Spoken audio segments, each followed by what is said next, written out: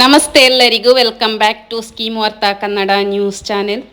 2026-27ನೇ ಸಾಲಿನ RTE ಶಿಕ್ಷಣ ಹಕ್ಕು ಕಾಯ್ದೆ ಅಡಿಯಲ್ಲಿ ಖಾಸಗಿ ಶಾಲೆಗಳಲ್ಲಿ ಉಚಿತ ಪ್ರವೇಶ ಪಡೆಯಲು ಇಲಾಖೆಯು ಅಧಿಕೃತ ವೇಳಾಪಟ್ಟಿಯನ್ನು ಬಿಡುಗಡೆ ಮಾಡಿದೆ. ಅದರ ಡೀಟೇಲ್ ಇನ್ಫಾರ್ಮೇಷನನ್ನು ನಾನು ಈ ವಿಡಿಯೋದಲ್ಲಿ ತಿಳಿಸ್ತಾ ಇದ್ದೇನೆ. ದಯವಿಟ್ಟು ಎಲ್ಲರೂ ಪೂರ್ತಿಯಾಗಿ ನೋಡಿ. ಅದೇ ರೀತಿ ನಿಮಗೆ ಏನಾದರೂ ಡೌಟ್ಸ್ ಇದ್ದರೆ ಕಮೆಂಟ್ ಬಾಕ್ಸಲ್ಲಿ ತಿಳಿಸಿ. ನೀವು ಮೊದಲನೇ ಸಾರಿ ನನ್ನ ಚಾನೆಲನ್ನು ವೀಕ್ಷಿಸ್ತಾ ಇದ್ದರೆ ದಯವಿಟ್ಟು ಸಬ್ಸ್ಕ್ರೈಬ್ ಮಾಡಿ. ಅದೇ ರೀತಿ ನಿಮ್ಮ ಫ್ರೆಂಡ್ಸ್ ಆ್ಯಂಡ್ ಫ್ಯಾಮಿಲಿಗೆ ಶೇರ್ ಮಾಡಿ. ಇನ್ನು ಏಪ್ರಿಲ್ 17ರಂದು ಯಾವ ಶಾಲೆಗಳಲ್ಲಿ ಎಷ್ಟೆಷ್ಟು ಸೀಟುಗಳು ಖಾಲಿ ಇವೆ ಅಂತ ಹೇಳಿ ಎಂಬ ಅಧಿಕೃತ ಪಟ್ಟಿ ಕೂಡ ವೆಬ್ಸೈಟ್ನಲ್ಲಿ ಪ್ರಕಟವಾಗುತ್ತದೆ. ಅಂದರೆ ಏಪ್ರಿಲ್ 17ಕ್ಕೆ. ಏಪ್ರಿಲ್ 21ರಿಂದ ಮೇ 17ರ ತನಕ ಆನ್ಲೈನ್ ಮೂಲಕ ಅರ್ಜಿ ಸಲ್ಲಿಸಲು ಅವಕಾಶ ಇರ್ತದೆ.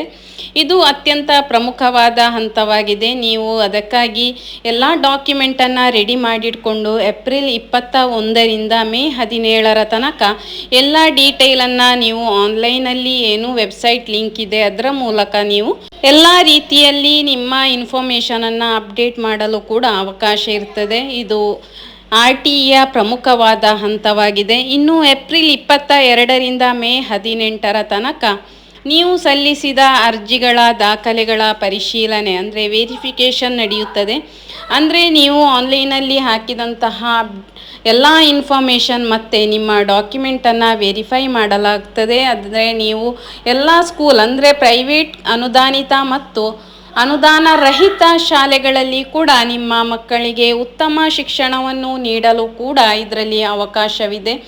ನಿಮ್ಮ ಹತ್ತಿರ ಸರ್ಕಾರಿ ಶಾಲೆಗಳಿದ್ದಲ್ಲಿ ಅಂದರೆ ಇಂಗ್ಲೀಷ್ ಮೀಡಿಯಂ ಪಬ್ಲಿಕ್ ಸ್ಕೂಲ್ ಏನಾದರೂ ಇದ್ದಲ್ಲಿ ನಿಮಗೆ ಅವಕಾಶಗಳು ಸಿಗುವುದು ಕೂಡ ಒಂದು ಡೌಟ್ ಅಂತ ಹೇಳ್ಬೋದು. ಯಾಕೆಂತ ಹೇಳಿದರೆ ಪಬ್ಲಿಕ್ ಸ್ಕೂಲಲ್ಲಿ ಎಲ್ಲ ಸವಲತ್ತುಗಳನ್ನು ನೀಡಿ ಕೂಡ ನೀವು ಅಲ್ಲಿ ಪ್ರೈವೇಟ್ ಸ್ಕೂಲಲ್ಲಿ ಹೇಗೆ ನೀವು ಶಿಕ್ಷಣ ಪಡೆಯುತ್ತೀರೋ ಅದೇ ಶಿಕ್ಷಣ ನಿಮಗೆ ಪಬ್ಲಿಕ್ ಸ್ಕೂಲಲ್ಲಿ ಸಿಗುತ್ತೆ. ಒಂದು ವೇಳೆ ನಿಮ್ಮ ಸ್ಕೂಲ್ ಅಂದರೆ ನಿಮ್ಮ ಮನೆಯ ಹತ್ತಿರದಲ್ಲಿ ಅಂದರೆ ನಿಮ್ಮ ಗ್ರಾಮದಲ್ಲಿ ಯಾವುದೇ ಪಬ್ಲಿಕ್ ಸ್ಕೂಲ್ ಇಲ್ಲದಿದ್ದಲ್ಲಿ ನೀವು ಈ RTE ಅಂಡರಲ್ಲಿ ಬರುವಂತಹ ಅನುದಾನ ರಹಿತ ಅಂದರೆ ಏಡೆಡ್ ಮತ್ತು ಅನ್ಏಡೆಡ್ ಸ್ಕೂಲ್ಗಳಲ್ಲಿ ಅರ್ಜಿ ಸಲ್ಲಿಸಲು ಕೂಡ ಅವಕಾಶ ಇದೆ. ಅಲ್ಲಿ ಕೂಡ ನಿಮಗೆ ಸೀಟು ಸಿಗುವಂತಹ ಅವಕಾಶಗಳು 90% ಕೂಡ ನಿಮಗೆ ಒದಗಿ ಬರುತ್ತೆ. ಮೇ 22ರ ನಂತರ ಅರ್ಹ ಅಭ್ಯರ್ಥಿಗಳ ಅಂತಿಮ ಪಟ್ಟಿ ಪ್ರಕಟವಾಗುತ್ತದೆ. ಅಂದರೆ ಎಲಿಜಿಬಲ್ ಲಿಸ್ಟ್ ಏಪ್ರಿಲ್ 22ರಿಂದ ಮೇ 18ರ ತನಕ ನೀವು ಸಲ್ಲಿಸಿದಂತಹ ಅರ್ಜಿಗಳ ಪರಿಶೀಲನೆ ವೆರಿಫಿಕೇಷನ್ ನಡೆಯುತ್ತದೆ. ಮೇ 22ರಂದು ಅದರ ಅಂತಿಮ ಪಟ್ಟಿಯನ್ನು ಕೂಡ ನಿಮಗೆ ಎಲಿಜಿಬಲ್ ಲಿಸ್ಟನ್ನು ಕೂಡ ಪ್ರಕಟಿಸಲಾಗುತ್ತೆ.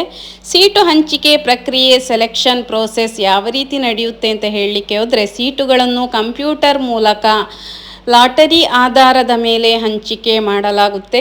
ಅದರಲ್ಲಿ ಮೊದಲನೇ ಸುತ್ತು ಫಸ್ಟ್ ರೌಂಡ್ ಮೇ 25ರಂದು ಫಲಿತಾಂಶ ಪ್ರಕಟವಾಗುತ್ತೆ. ಸೀಟು ಸಿಕ್ಕವರು ಮೇ 26ರಿಂದ ಜೂನ್ 2ರ ಒಳಗೆ ದಾಖಲಾತಿ ಮಾಡಿಕೊಳ್ಬೇಕು. ನಿಮ್ಮ ಎಲ್ಲ ಡಾಕ್ಯುಮೆಂಟು ಕೂಡ ನಿಮ್ಮ ಆನ್ಲೈನಲ್ಲಿ ನೀವು ಸಲ್ಲಿಸಿದಂತಹ ಡಾಕ್ಯುಮೆಂಟ್ ನಿಮ್ಮದು ವೆರಿಫಿಕೇಷನ್ ಮಾಡಿದಾಗ ಎಲ್ಲವೂ ಕೂಡ ಕರೆಕ್ಟಾಗಿದ್ದರೆ ನಿಮಗೆ ಅಂತಿಮ ಹಂತದ ಲಿಸ್ಟು ಕೂಡ ಬರುತ್ತೆ. ಅಂದರೆ ನಿಮ್ಮ ಹತ್ರ ಯಾವುದೇ ಸರ್ಕಾರಿ ಅಂದರೆ ಇಂಗ್ಲೀಷ್ ಮೀಡಿಯಂ ಇಲ್ಲದಿದ್ದಲ್ಲಿ ನಿಮ್ಮ ಹತ್ತಿರದ ಯಾವುದು ಕೂಡ ಅನುದಾನ ರಹಿತ ಮತ್ತು ಅನುದಾನ ಸ್ಕೂಲ್ಗಳಲ್ಲಿಯೂ ಕೂಡ ನಿಮಗೆ ಸಿಗುವಂತಹ ಚಾನ್ಸಸ್ ಇದೆ. ಕೇವಲ ಪ್ರೈವೇಟ್ ಸ್ಕೂಲ್ ಮಾತ್ರ ಅಲ್ಲ, ಅನುದಾನ ಏಡೆಡ್ ಸ್ಕೂಲ್ ಮತ್ತು ಅನ್ಏಡೆಡ್ ಎರಡರಲ್ಲಿಯೂ ಕೂಡ ನಿಮಗೆ ಸಿಗುವಂತಹ ಅವಕಾಶಗಳು ಕೂಡ ಇವೆ. ಇನ್ನು ಎರಡನೇ ಸುತ್ತಿನಲ್ಲಿ, ಮೊದಲ ಸುತ್ತಿನಲ್ಲಿ ಯಾರಿಗೆ ಸೀಟ್ ಸಿಗಲಿಲ್ಲ ಅಂಥವರಿಗೆ ಜೂನ್ 12ರಂದು ಎರಡನೇ ಸುತ್ತಿನ ಲಾಟರಿ ಕೂಡ ನಡೆಯುತ್ತೆ. ಅದರಲ್ಲಿ ಕೂಡ ನಿಮಗೆ ಮೊದಲನೇ ಸುತ್ತಿನಲ್ಲಿ ಸಿಗದವರು ಎರಡನೇ ಸುತ್ತಿನಲ್ಲಿಯೂ ಕೂಡ ಸಿಗುವಂತಹ ಇದು ಎಲ್ಲ ಸ್ಕೂಲುಗಳಲ್ಲಿ ಒಂದು 25% ಸೀಟುಗಳು ಬಡ ಮತ್ತು ಮಧ್ಯಮ ವರ್ಗದ ಮಕ್ಕಳಿಗೆ ಸಂಪೂರ್ಣವಾಗಿ ಉಚಿತ ಅಂತ ಹೇಳುವ ರೀತಿಯಲ್ಲಿ ಈ ಕಾಯ್ದೆ ಇರುವಂಥದ್ದು. ಎಲ್ಲ ಸ್ಕೂಲಲ್ಲಿ ಕೂಡ ಪ್ರೈವೇಟ್ ಸ್ಕೂಲಲ್ಲಿ ಕೂಡ 25% ಈ RTEಗೆ ಮೀಸಲಿಡ್ತಾರೆ. ಅದರಲ್ಲಿ 4 ಹಂತದಲ್ಲಿ ಪ್ರವೇಶಾತಿ ನಡೆಯುತ್ತೆ. ಶಾಲೆಗಳ ಸರ್ಚ್, ಫಸ್ಟಿಗೆ ಶಾಲೆ ಯಾವುದೆಲ್ಲ ಉಂಟು ಅಂತ ಸರ್ಚ್ ಮಾಡಬೇಕು. ಆಮೇಲೆ ಆನ್ಲೈನಲ್ಲಿ ನೀವು ಅರ್ಜಿ ಸಲ್ಲಿಸಬೇಕು. ಇಲಾಖೆಯಿಂದ ದಾಖಲೆಗಳ ಪರಿಶೀಲನೆ ಆಗುತ್ತೆ. ಆನಂತರ ನಿಮಗೆ ಸೀಟ್ ಸಿಗುವಂಥದ್ದು. ಅದು ಕೂಡ ನಾನು ನಿಮಗೆ ಎಲ್ಲ ಡೇಟ್ ಕೂಡ ತಿಳಿಸಿದ್ದೇನೆ. ಏಪ್ರಿಲ್ 17 ಶಾಲೆಗಳ ಪಟ್ಟಿ ನೋಡುವಂಥದ್ದು. ಏಪ್ರಿಲ್ 21ರಿಂದ ಮೇ 17 ಆನ್ಲೈನ್ ಮೂಲಕ ಅರ್ಜಿ ಸಲ್ಲಿಸೋದು. ಮೇ 26ರ ನಂತರ ಶಾಲೆಗೆ ಹೋಗಿ ಅಡ್ಮಿಷನ್ ಮಾಡಿಸೋದು. ಏಪ್ರಿಲ್ 22 ಮತ್ತು ಮೇ 18ರ ಒಳಗೆ ಅರ್ಜಿಗಳ ಪರಿಶೀಲನೆ ಕೂಡ ಆಗುತ್ತೆ. ಮೇ 22ಕ್ಕೆ ಅರ್ಹರ ಪಟ್ಟಿ ಪ್ರಕಟಣೆ ಆಗುತ್ತೆ. ಮೇ 25ಕ್ಕೆ ಸೀಟು ಹಂಚಿಕೆ ಆಗುತ್ತೆ. ಮೇ 26ರ ನಂತರ ನೀವು ಅಡ್ಮಿಷನ್ ಮಾಡಬೇಕಾಗುತ್ತೆ. ಕೇವಲ LKG ಮತ್ತು 1ನೇ ತರಗತಿಗೆ ಸೇರುವಂತಹ ಮಕ್ಕಳಿಗೆ ಮಾತ್ರ ಈ ಸೌಲಭ್ಯ ದೊರೆಯುವಂಥದ್ದು.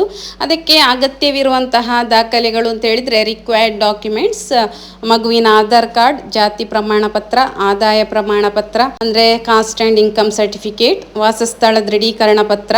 ಇನ್ನು ಹೆಚ್ಚಿನ ಮಾಹಿತಿಗೆ ನೀವು ಸರಕಾರದ ಅಧಿಕೃತ ವೆಬ್ಸೈಟನ್ನು ಕೂಡ ಗಮನಿಸಬಹುದು ಅಥವಾ ಮುಂದಿನ ಹಂತಗಳಿಗಾಗಿ ಈ ಚಾನೆಲನ್ನು ಕೂಡ ಫಾಲೋ ಮಾಡಬಹುದು. ಇದರಲ್ಲಿ ನಾನು ಯಾವ ಅಪ್ಡೇಟ್ಸ್ ಬಂದ ತಕ್ಷಣ ನಿಮಗೆ ತಿಳಿಸುವಂತಹ ಕೆಲಸವನ್ನು ಮಾಡ್ತೇನೆ. ಇನ್ನು ಹೆಚ್ಚಿನ ಮಾಹಿತಿಗೆ ನನ್ನ ಚಾನೆಲನ್ನು ಯಾರೆಲ್ಲ ಸಬ್ಸ್ಕ್ರೈಬ್ ಮಾಡಿಲ್ಲ ದಯವಿಟ್ಟು ಸಬ್ಸ್ಕ್ರೈಬ್ ಮಾಡಿ. ಅದೇ ರೀತಿ ನಿಮ್ಮ ಎಲ್ಲ ಫ್ಯಾಮಿಲಿ ಫ್ರೆಂಡ್ಸಿಗೂ ಶೇರ್ ಮಾಡಿ. ಒಂದು ಮಗುವಿನ ಶಿಕ್ಷಣ ನೀವು ಇದನ್ನು ಒಂದು ಶೇರ್ ಮಾಡಿದರೆ ಯಾರು ಬಡ ಮಧ್ಯಮ ವರ್ಗದವರಿದ್ದಾರೋ ಅವರಿಗೆ ಕೂಡ ಅನುಕೂಲವಾಗುತ್ತೆ. ಇನ್ನು ನಿರಂತರ ಸುದ್ದಿಗಾಗಿ ಸ್ಕೀಮ್ ವಾರ್ತಾ ಕನ್ನಡ ನ್ಯೂಸ್ ಚಾನೆಲನ್ನು ಸಬ್ಸ್ಕ್ರೈಬ್ ಮಾಡಲು ಮರೆಯದಿರಿ.